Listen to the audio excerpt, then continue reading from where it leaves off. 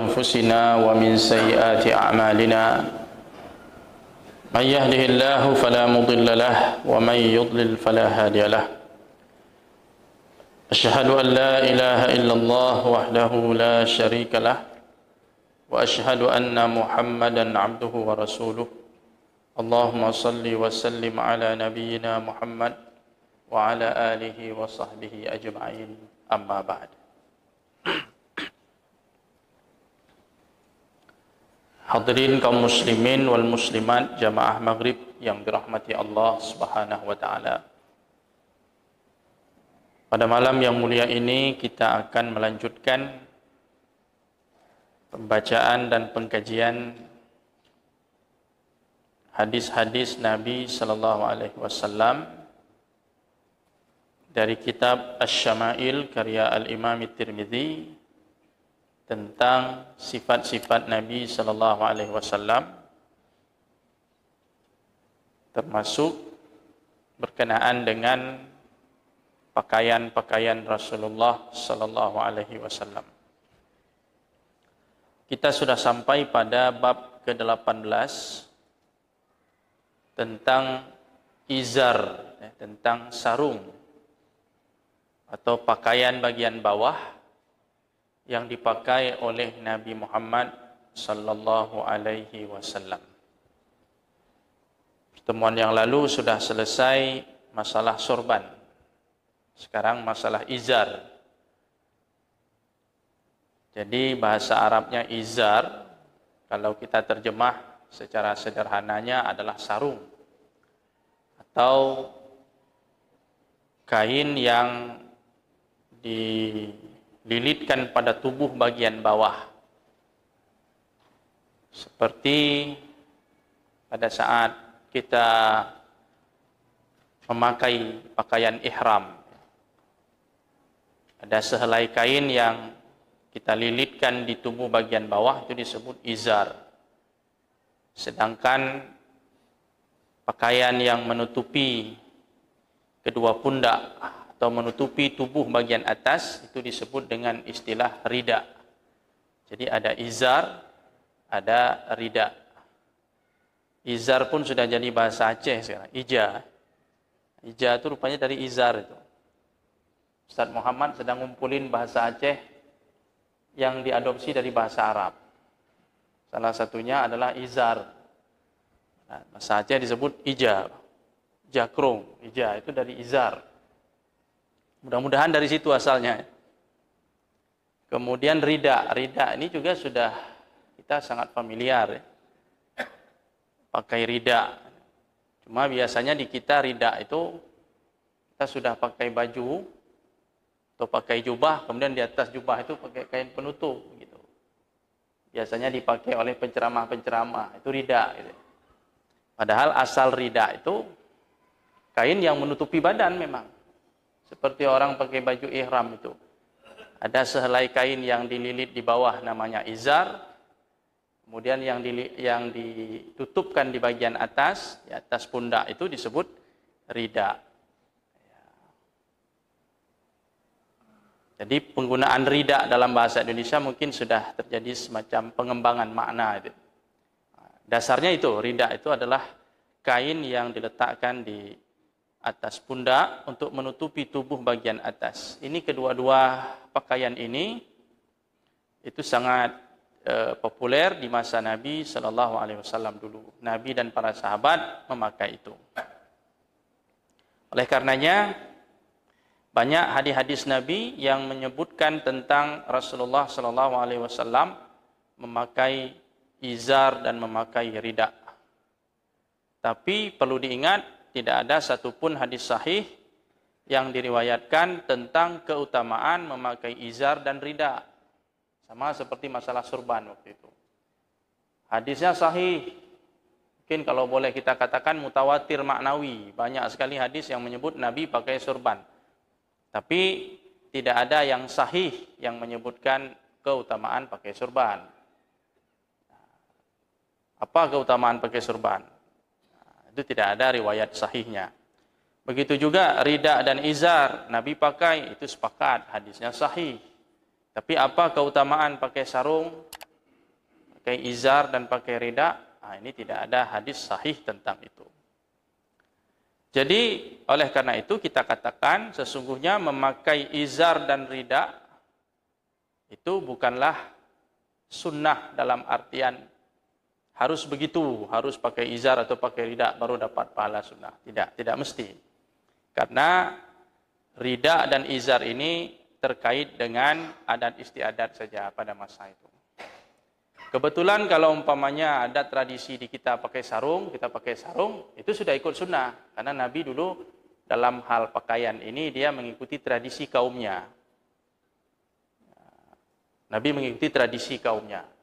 Ketika Nabi mengikuti tradisi kaumnya dalam hal berpakaian, itulah sunnahnya itu.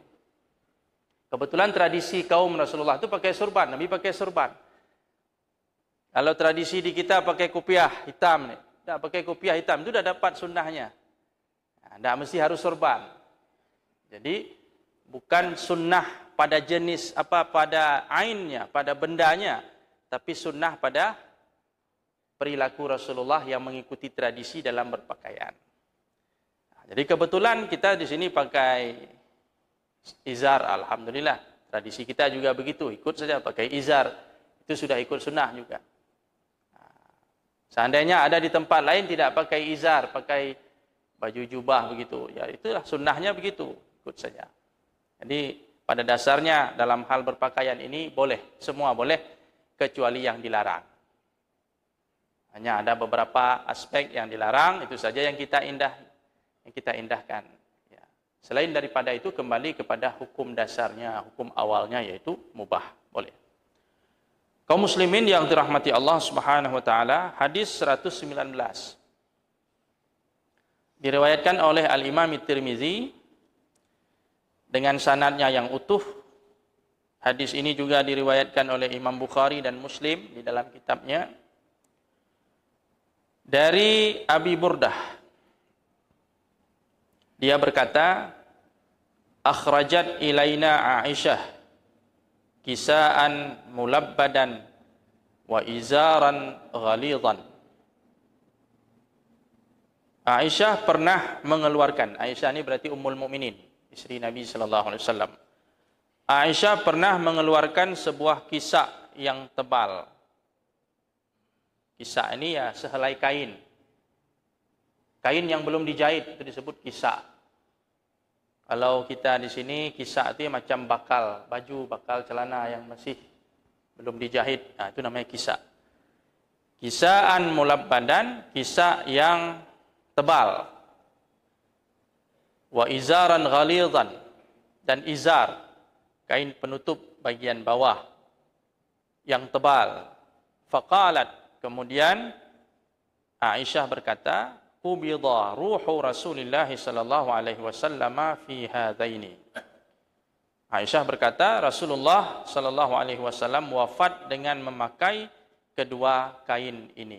Jadi disimpan oleh Sayyidah Aisyah radhiyallahu anha pakaian Rasulullah sallallahu alaihi wasallam yang dikenakan beliau pada saat Nabi wafat. Rupanya Nabi waktu wafat itu pakai izar dan pakai rida itu.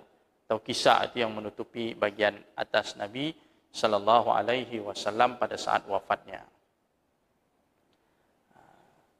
Jadi ini juga secara kebetulan saja, tidak sunnah juga orang mau meninggal itu pakai izar dengan pakai rida. Kemudian sebelum meninggal dengan menggunakan kedua pakaian itu tidak mesti ya. Ini kisah Rasulullah sallallahu alaihi wasallam yang diceritakan oleh Aisyah radhiyallahu anha, Nabi memakai itu pada waktu itu. Di mana Nabi wafat? Di rumah Aisyah. Nabi sallallahu alaihi wasallam, Nabi kita wafat di rumah Aisyah radhiyallahu anha dan dikuburkan di rumah Aisyah. Nabi sallallahu alaihi wasallam wafat itu dalam pelukan Aisyah.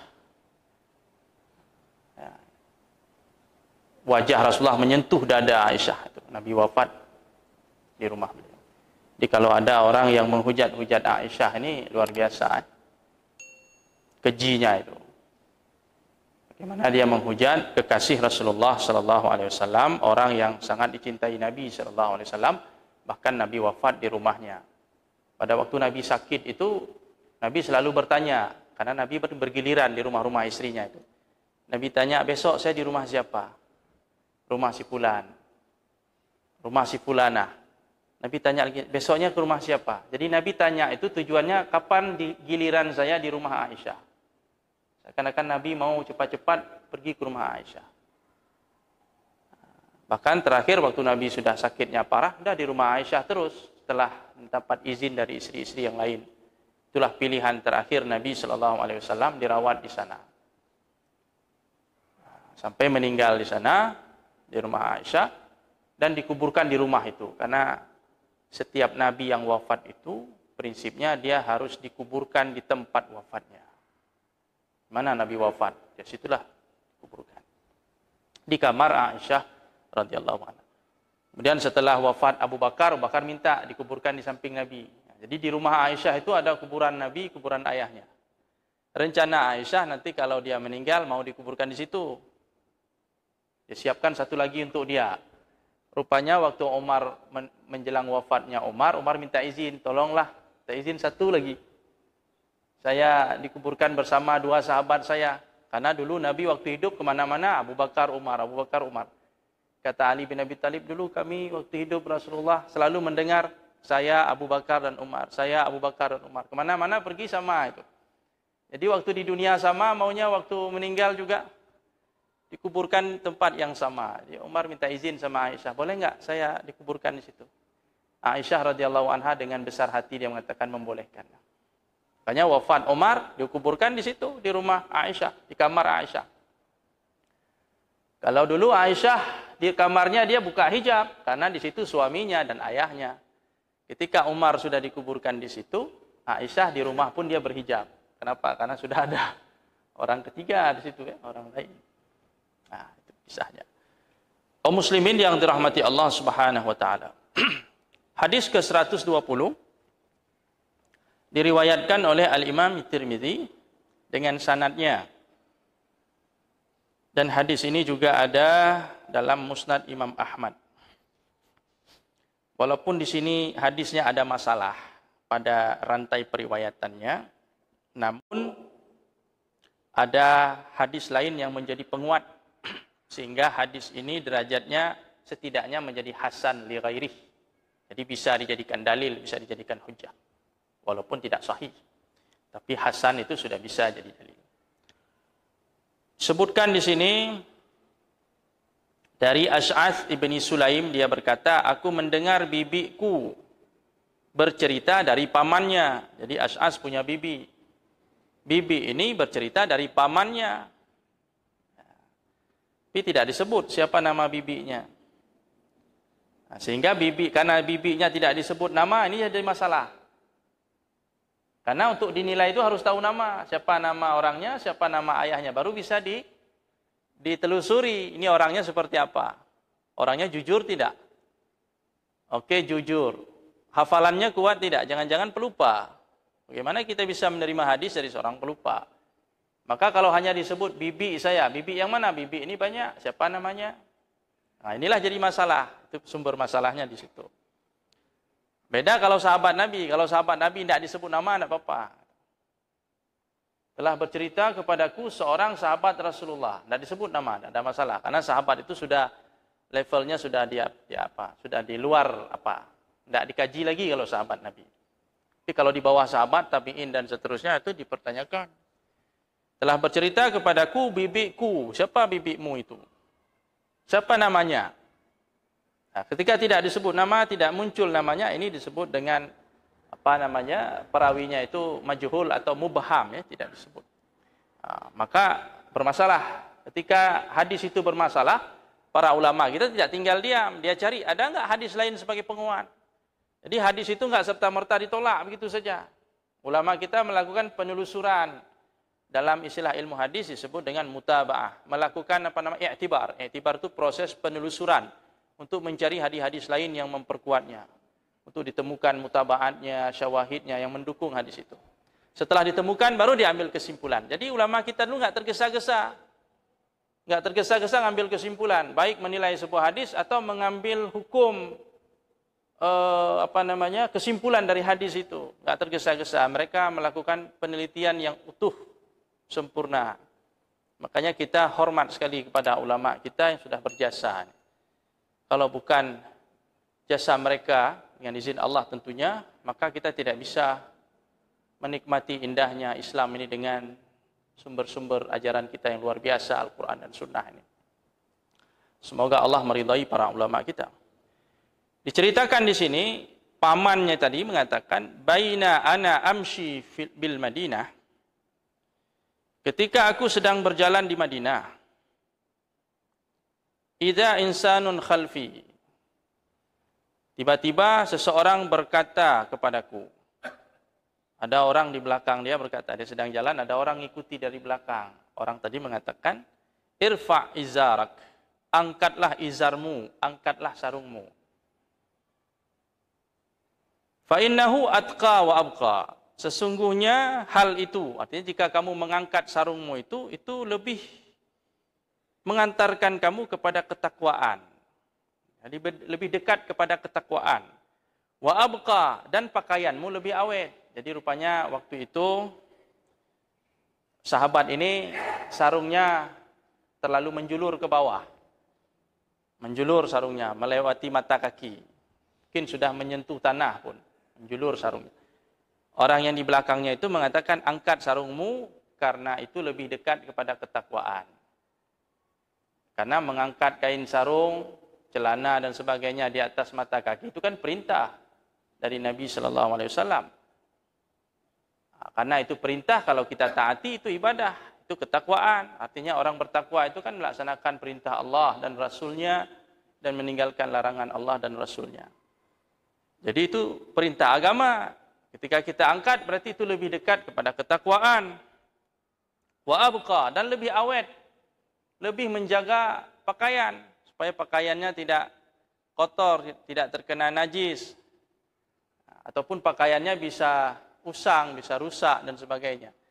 Jadi ada di sini faedah ukhrawiyah, ada faedah duniawiyah. Ada akhiratnya, ada dunianya. Di pakaiannya lebih awet, disuruh angkat. Fa idza huwa Rasulullah sallallahu alaihi wasallam. Ternyata orang yang di belakang tadi yang mengikuti tadi adalah Rasulullah sallallahu alaihi wasallam. Jadi yang bilang angkat izarmu, sarungmu, itulah Nabi sallallahu alaihi wasallam.